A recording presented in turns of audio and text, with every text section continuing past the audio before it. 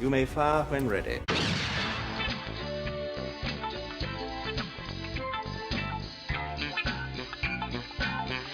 I was talking about how I use these photo paper printed sheets with this cool flooring image on it, and I just print those off and glue them down on the plywood. And I mentioned in the last episode that I ran out of ink on the printer. So while I was waiting to do that, I thought, well, we got black ink in there, let's see what happens. So I started printing them off just in black and white. And it's cool. Gives it a different look. Never realized the blue tinge these really have. But when you go to black and white, it's kind of its own neat thing. So up here, I had a couple leftovers from a previous print. So there's that into the black and white. Then I started getting fancy. Try to do different colors. So the idea here is just so I could live with it.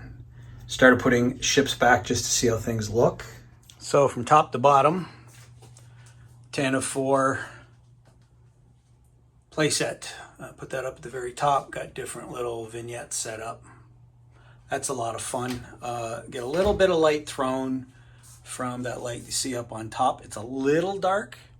I might actually end up putting strip lighting here because I have to finish that edge anyway. So we'll see. But it's nice to have that back up. It's also the longest I've ever been able to stretch it out to, which is really cool. Using just about all the pieces. It's not all attached to each other. Some of this stuff is just loose, but that's the nice thing about having it that high. Here's a rough look at the base with all the ships that I could fit in nicely. Basic Hoth setup. I still got figures and stuff to put back. This is just to give me an idea how it's going to look. Down here we've got a couple of ships. There's versions of these on other shelves, so I didn't mind hiding those back there, especially the giant B-wing. I've got this sort of crow's nest tower section that has to go up on top. That's got to happen still. TIE Fighter is in there. I'm going to do a homage to the old Marvel comics where the rebels stole a TIE Fighter. And then all these little garage type pieces. These are just things that I made for my other setups, other displays. I just thought, well, get them all up there and sort of get a feel for things. None of this is permanent. A lot of it has had to be taken apart.